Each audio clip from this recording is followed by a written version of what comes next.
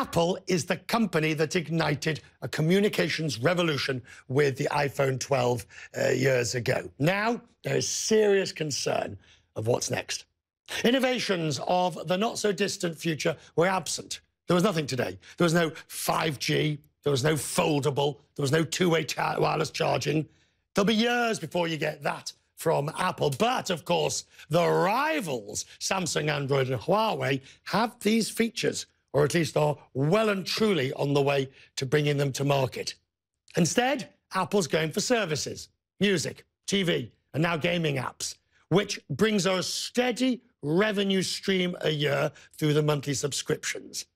But is this really what Apple was about? The era of Steve Jobs that truly changed the world. Shelly Palmer's with me to tell me. Shelly, what they announced is mildly interesting, but when you look at Samsung with its folding phone, and you look at Huawei and the 5G, is it a bit meh? So, Richard, first of all, what they announced today was nothing short of amazing, and anyone who is not blown away by it simply doesn't understand how much technology they packed into the phone.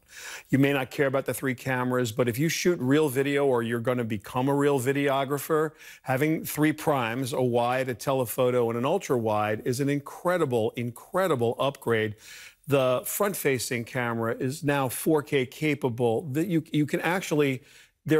You can do things with this camera you couldn't even think about doing with a camera ever before. It's going to literally change the way you do interviews because you can run the front-facing camera and the rear-facing cameras simultaneously and get different shots with them. And there's editing software in the phone. So I'm sorry, there's crazy awesome stuff going on there. Secondly, they've done some pricing that says there's some pricing that says, hey, we know we're a little expensive. We've got an iPhone for everybody, and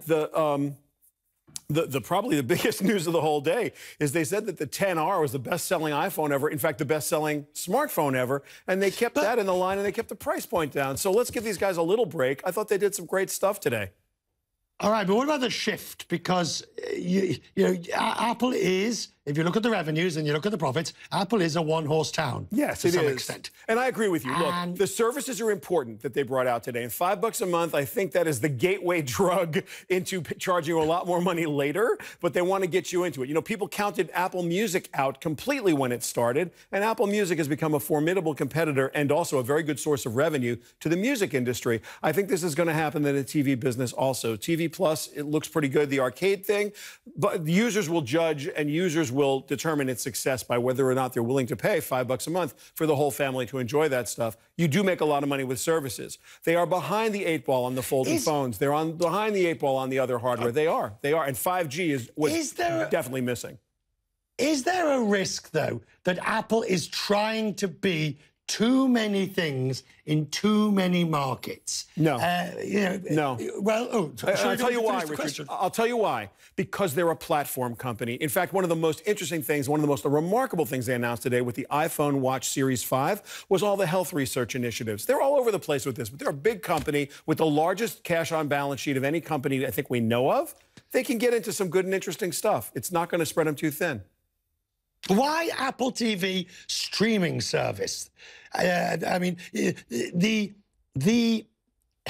stick to your knitting.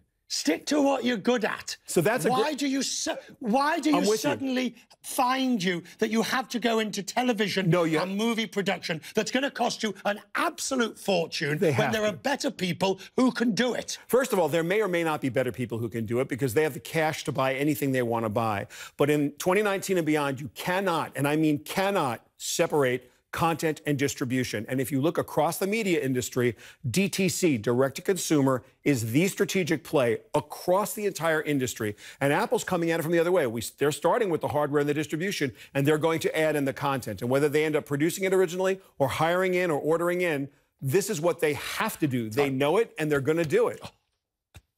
So we're going to end up with all these streaming services. We've talked about this before, and I'm still not convinced by your argument on this. You've got Disney, you've got our own Warner Media, you've got Apple. That's before you've added Hulu, Netflix, and all the existing players in the field. There will be a shakeout, to be sure. I'll tell you who's going to be on the winning side of that. Go on. Apple. Oh. There will be a shakeout. Shelly.